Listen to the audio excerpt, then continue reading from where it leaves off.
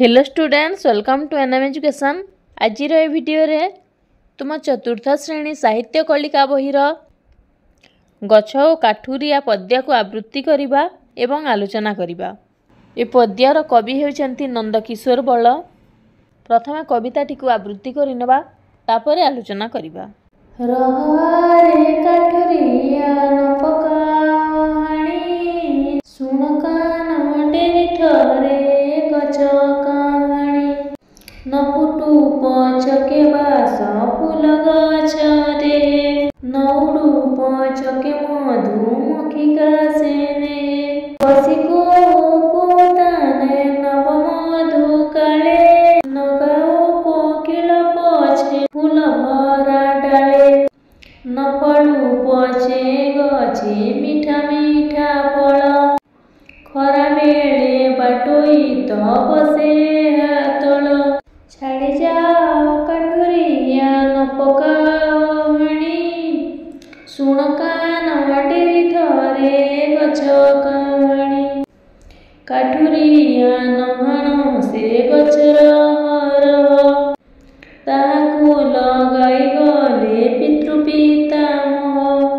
केते दुख सुख से जे देखिछे आंबर केते झिया पुआ केते जात विभागर मन पड़े पिला दिने हारी मूलरे खेलुथिली मुहि खेल साथी गहଳରେ एबे बाल्य काले पोथी धरि छाई तले पढ़ई बसी मो संज सकाळे निश्चले काठुरिया नहाण से गछर हरह देखि अछि ए गछ मो पितृ पितामह नहाण ए गछ सुण सुण मोर बाणी थाउ मो जीवन गछ न पारिब हाणी पूर्व आकाशे सूर्य उदे प्रभात रे उठंती पक्षीरा भी हारी डाल रे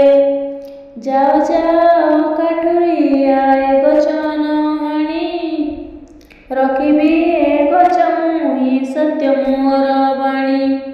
पिला माने एबे पद्यटी को आलोचना करवा।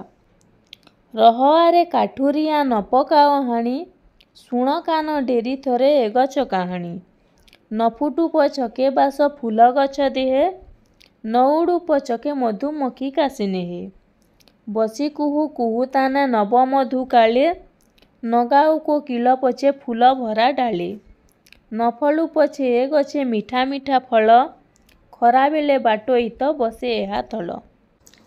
तेबे पिला माने तुम बयसर पिलाटीए जेतेबेले देखिला जण काठुरिया गछटी को काटिबा पई उद्यम करुची से पिलाटी ताहा देखि काठुरिया को गछ काटिबा पई मना करुची एवं से गछर कहानीटी को सुनिबा पई अनुरोध करुची जे काठुरिया भाई ए गछटी को हाण नाही एवं कान डेरी थरे ए गछर कहानी को सुनिनियो बोली कहूची।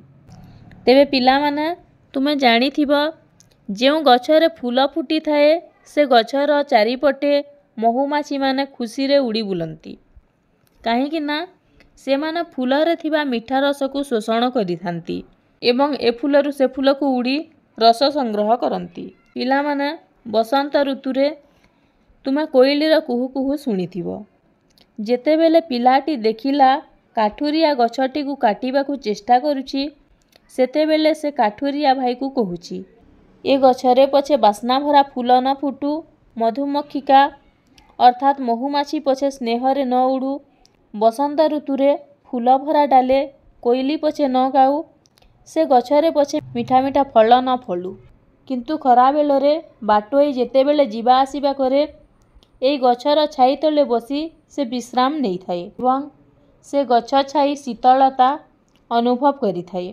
सेथिपाई पिलाटी कहूची काठुरिया भाई गछ को हाण नाही एवं गछर कहानी सुनिनियो। नेक्स्ट पद देखिबा। छाड़ी जाओ काठुरिया न पकाओ हाणी सुण कान डेरी थरे ए गछ कहानी काठुरिया नहाण से गछर हरह ताहाकू लगाई गले पितृ पितामह केते दुख सुख से जे देखिछि आंभर केते झियो पुओ केते जात विभागर ମନେ ପଡ଼େ ପିଲାଦିନେ ଏହାରି ମୂଳରେ ଖେଳୁଥିଲି ମୁହିଁ ଖେଳ ସାଥୀ ଗହଳରେ। ତେବେ ପିଲାମାନେ ସେ ପିଲାଟି ପୁଣି କାଠୁରିଆ ଭାଇକୁ କହୁଛି, ଛାଡ଼ିଯାଅ କାଠୁରିଆ ଭାଇ, ଏ ଗଛକୁ ହାଣ ନାହିଁ। ଥରେ ଖାଲି କାନ ଡେରି ଏ ଗଛର କାହାଣୀ ଶୁଣିନିଅ। କାଠୁରିଆ ଭାଇ ରହିଯାଅ, ରହିଯାଅ, ସେ ଗଛ ହାଣ ନାହିଁ। ଏହି ଗଛକୁ କେତେ ଶ୍ରଦ୍ଧାରେ ମୋର ପିତୃପିତାମହ ଅର୍ଥାତ୍ ପୂର୍ବପୁରୁଷମାନେ ଲଗାଇ ଯାଇଛନ୍ତି। କେତେ ଯତ୍ନରେ ଆଦରରେ ଗଛକୁ ଛୋଟରୁ ବଡ଼ କରିଛନ୍ତି। କେତେ ସୁଖ ଦୁଃଖ ଦେଖିଛି। କେତେ ପୁଅ କେତେ ଝିଅଙ୍କର ବାହାଘର ଦେଖିଛି।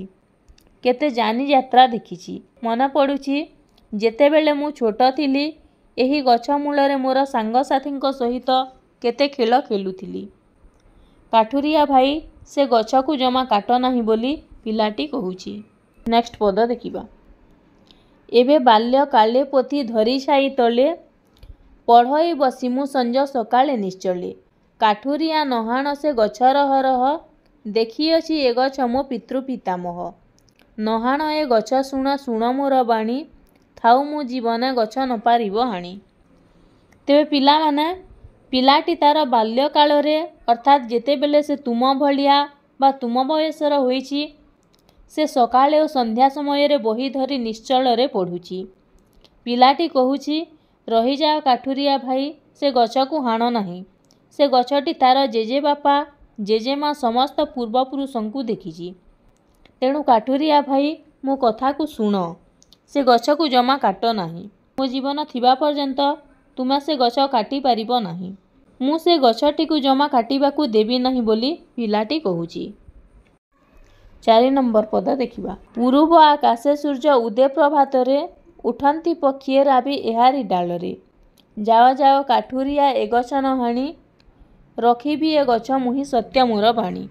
ତେବେ ଦେଖ ପିଲାମାନେ, ସକାଳେ ଯେତେବେଳେ ପୂର୍ବ ଆକାଶରେ ସୂର୍ଯ୍ୟ ଉଦୟ ହୁଅନ୍ତି, ଠିକ୍ ସେହି ସମୟରେ ଏହି ଗଛରେ ବସା ବାନ୍ଧି ରହୁଥିବା ପକ୍ଷୀମାନେ କୋଳାହଳ ଶବ୍ଦ କରି ଯିଏ ଯାହାର ଖାଦ୍ୟ ସଂଗ୍ରହ କରିବା ପାଇଁ ବାହାରି ଯାଆନ୍ତି।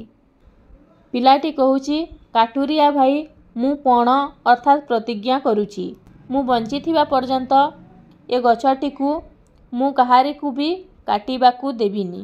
ପିଲାଟି କାଠୁରିଆକୁ ଗଛ ନ ହାଣି ଫେରିଯିବା ପାଇଁ ଅନୁରୋଧ କରୁଛି। ତେବେ ପିଲାମାନେ ତୁମେ ଏହି ପଦ୍ୟରୁ ଜାଣିପାରୁଥିବ ଯେ ପିଲାଟିର ଗଛ ପ୍ରତି କେତେ ଭଲ ପାଇବା, କେତେ ସ୍ନେହ ମମତା ଭରି ରହିଛି। ତେଣୁ ସେ ଗଛକୁ ଜମା କାଟିବାକୁ ଦେଉନାହିଁ। ପିଲାମାନେ ଯଦି ଭିଡ଼ିଓଟି ଭଲ ଲାଗିଥାଏ ତେବେ ଗୋଟିଏ ଲାଇକ୍ କରିଦେବ।